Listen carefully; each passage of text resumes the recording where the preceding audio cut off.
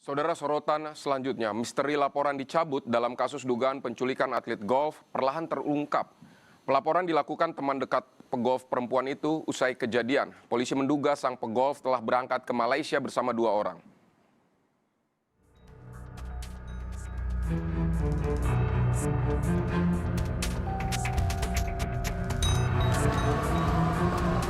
Teka-teki penarikan laporan dugaan penculikan atlet golf Jesslyn Wijaya akhirnya terungkap. Menurut pria yang mengaku sebagai calon suaminya, pelaporan dilakukan sahabat Jesslyn. Tapi akhirnya dicabut karena pelapor mendapat telepon dari berbagai pihak. Teman baiknya Jesslyn lah. Nah, itu dia concern sekali untuk keberadaan Jesslyn.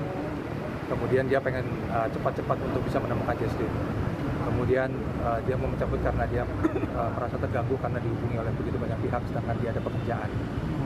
Jadi dan saya juga adalah orang yang lebih berkepentingan daripada si teman baiknya ini. Walaupun dia juga ada kepentingan ya untuk menemukan teman baiknya ya. Tapi saya sebagai calon suami saya bermaksud untuk memberikan laporan baru untuk menggantikan si laporan teman baiknya itu supaya dia tidak terlalu terganggu hubungannya. Didampingi penasehat hukum, Evan memperkuat laporan dugaan penculikan yang dialami Jesslyn Wijaya. Kesaksian dari penjaga dan tukang parkir restoran jadi acuan. Pihak restoran bahwa tidak ada penculikan tapi hanya diajak dijemput gitu tanpa ada kekerasan. Tanggapannya seperti apa?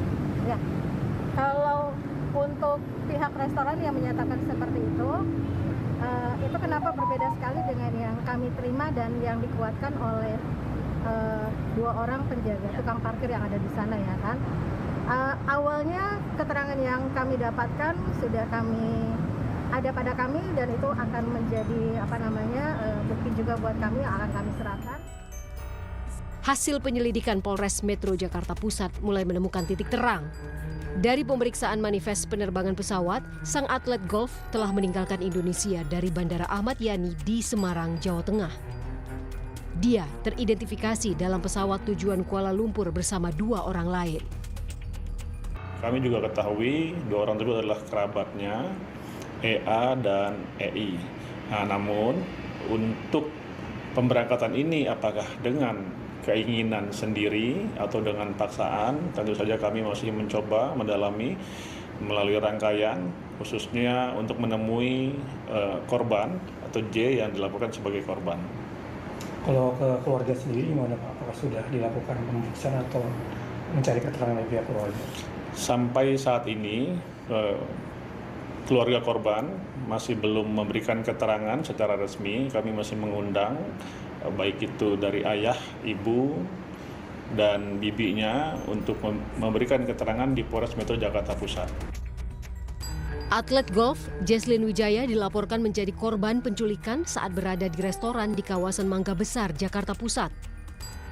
Saat itu dia sedang menghadiri acara ulang tahun keluarga. Tim Liputan, Kompas TV. Dan saudara, awalnya diduga diculik, atlet golf putri Jesslyn Wijaya terakhir kali diketahui berangkat ke Malaysia. Apa yang sebenarnya terjadi? Untuk mengetahuinya kita akan berbincang dengan Kasat Reskrim Polres Metro Jakarta Pusat, AKBP Robi Heri Saputra. Selamat siang Pak Robi. Pak Robi, jadi bagaimana perkembangan penyelidikan ini? Di satu sisi rekan korban mencabut laporan, namun suami korban atau calon suaminya ini justru datang ke polisi. Seperti apa perkembangannya? Baik, terima kasih Mas. Jadi perkembangannya memang pada hari Minggu tanggal 19 Juli 2026, pelapor atas nama NA mencabut laporannya dengan alasan yang pertama, yang bersangkutan bukan saudara atau hubungan keluarga dengan Jesslyn. Yang kedua, karena tidak melihat atau mengalami langsung peristiwa dugaan penculikan yang dia laporkan.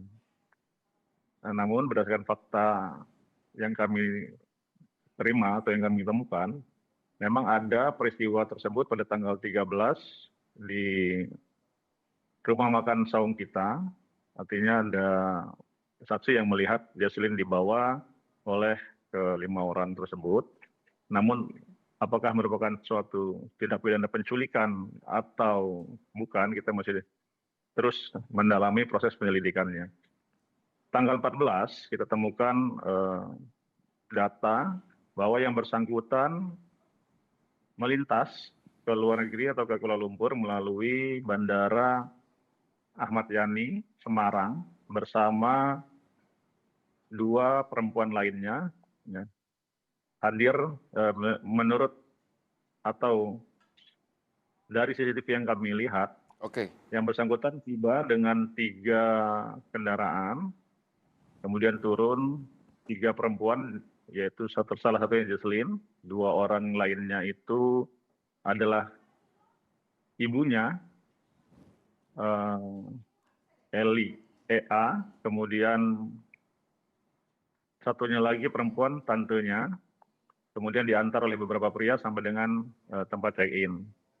Terus kemudian terbang melalui pesawat AirAsia ke Kuala Lumpur. Kemudian fakta terbaru hasil koordinasi kita dengan stakeholder terkait bahwa yang bersangkutan setelah dari Kuala Lumpur melanjutkan penerbangan ke Thailand. Jadi saat ini yang bersangkutan kita duga masih berada di Thailand. Baik, Pak Robi, ada 3 kali Jesslyn itu terdeteksi begitu. Yang pertama di restoran, kemudian di Bandara Ahmad Yani, kemudian yang ketiga di Thailand.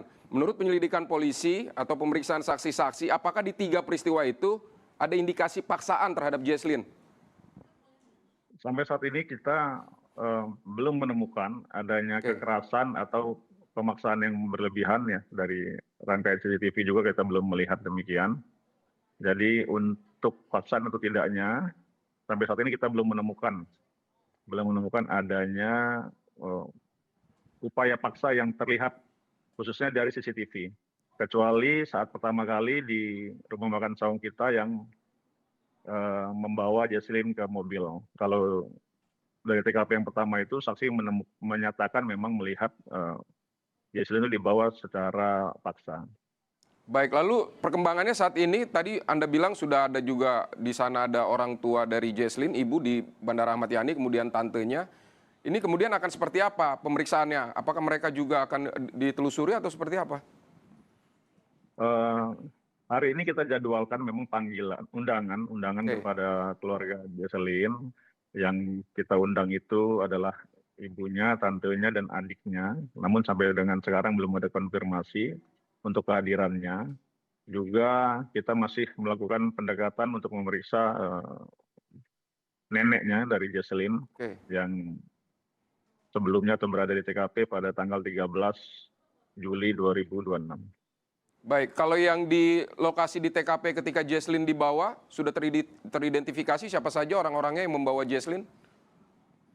Masih dalam proses penyelidikan kami sudah mengumpulkan data untuk informasi orang-orang maupun kendaraan yang membawa Jesslyn dari TKP, kemudian juga yang membawa Jesslyn sampai ke Bandara Ahmad Yani Semarang.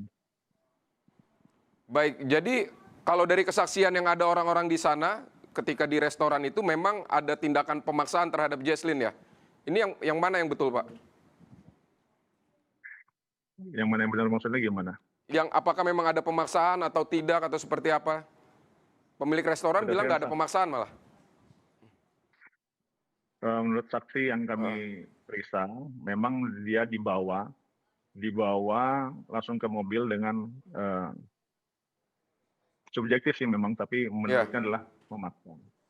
Baik, Pak Robi, kemudian ini terbang ke Bandara Ahmad Yani, mungkin saja sudah berada di luar negeri. Ini nanti koordinasinya akan seperti apa kalau prosesnya seperti ini, Pak? Kita masih melakukan koordinasi dengan stakeholder terkait, juga melalui kita upayakan melalui Interpol untuk mencari data di mana keberadaan dari Jesslyn ini agar kita dapat meraih atau berkomunikasi untuk memastikan keselamatan dan peristiwa yang terjadi sesungguhnya. Baik, Pak Robi, berarti kita konfirmasi lagi saat ini terdeteksi posisi Jesslyn di Malaysia atau Thailand, Pak? Di negara mana?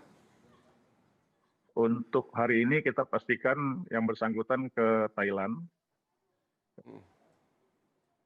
Baik, sudah ada di Thailand berarti ya? Ya. Oke, baik. Pak Robi, AKBP Robi, terima kasih untuk waktunya, untuk keterangannya di Sapa Indonesia siang hari ini. Selamat bertugas kembali, Pak Robi. Terima kasih.